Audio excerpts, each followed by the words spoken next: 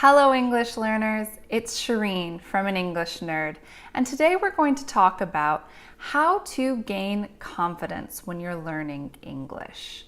I've had a lot of learners approach me, a lot of my students tell me that they're really worried about their English, that they're either not making enough progress or they're just too scared to move forward with having a conversation in English. So with these tips that I'm going to give you, you will learn how to gain confidence, and you'll also learn what you need to do to advance in English, what you need to do to take your English to the next level. So let's get started. If you're looking to advance in English so that you can sound more natural and more confident, then go ahead and subscribe to my channel for more lessons.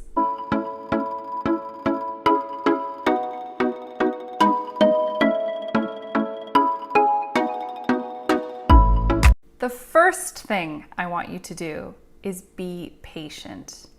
Languages aren't learned overnight, and they're not learned in 1 month or 2 months or 3 months either.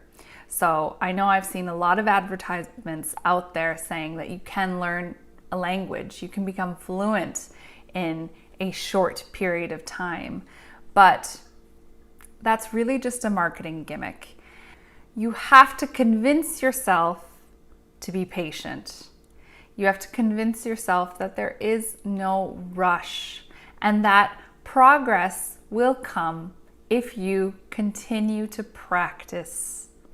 Another thing that leads people to becoming impatient when they're learning a language is they compare themselves to other people. And this is a really big mistake. Because first of all, we're all on different journeys. So you don't know how long a person has been studying, and not only the length of time, but their circumstances. Believe me, if you are immersed in the language, for example, if you move to an English-speaking country, you will advance much faster than if you're not in an English-speaking country.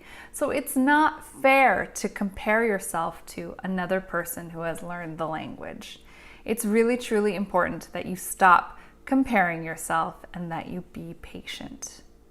Adapting yourself to be patient will help you to feel more confident about where you are right now.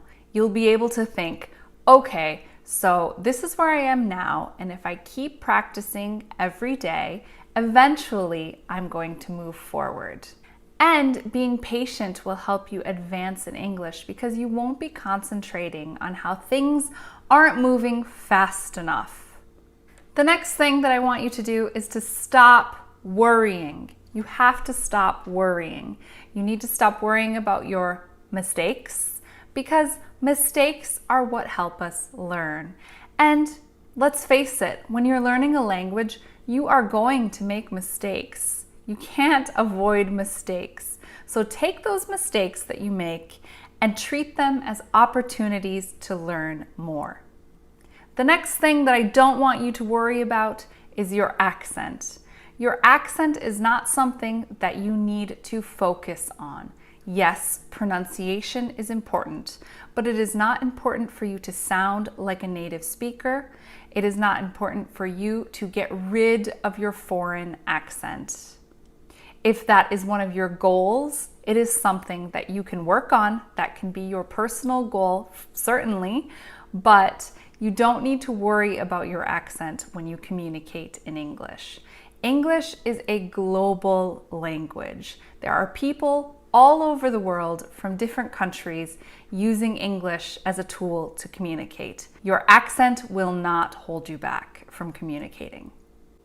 If you can learn to love your accent and see it as a part of your identity, and if you can also stop worrying about making mistakes, accept that you are going to make mistakes, this will really help with your confidence. The third thing that I want you to do is practice.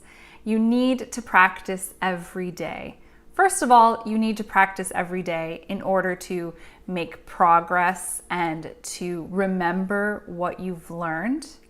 And second of all, the more you practice, the more confident you will be, the more familiar you will become with the language, therefore, the more confident you will feel.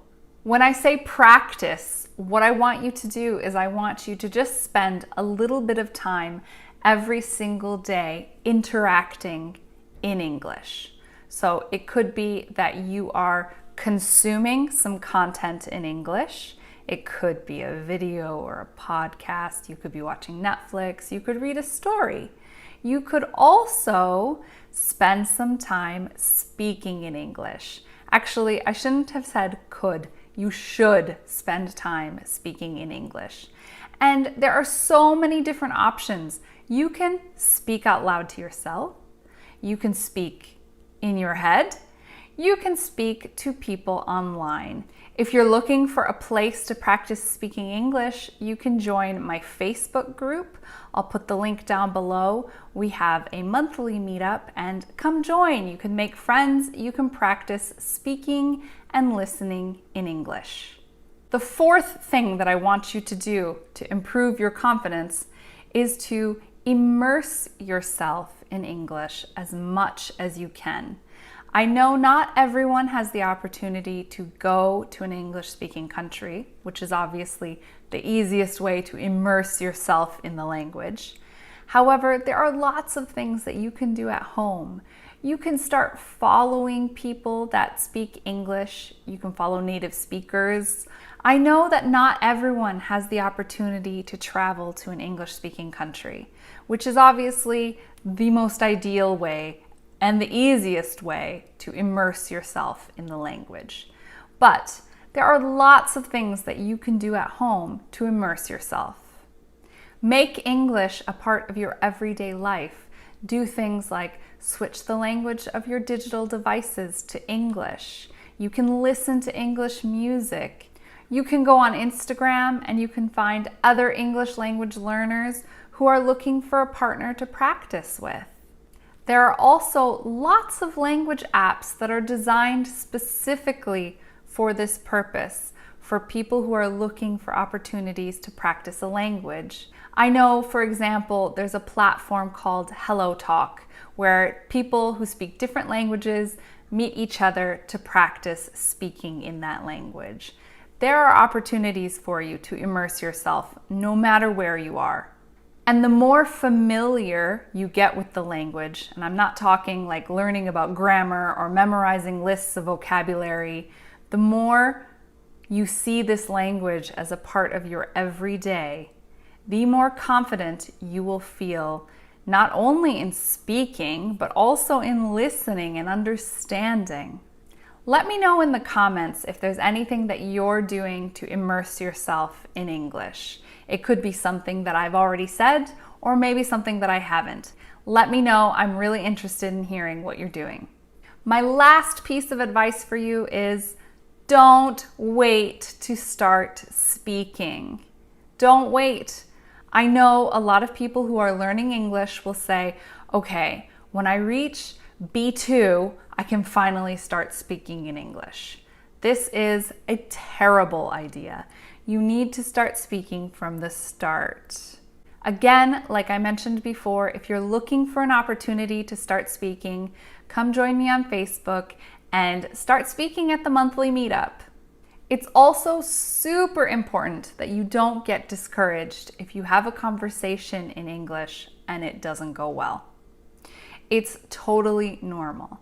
Even in our native languages, we have conversations with people where we don't understand each other properly, or perhaps we struggle to express our ideas, and that's okay. Sometimes conversations aren't going to go perfectly as planned, and it's not a big deal.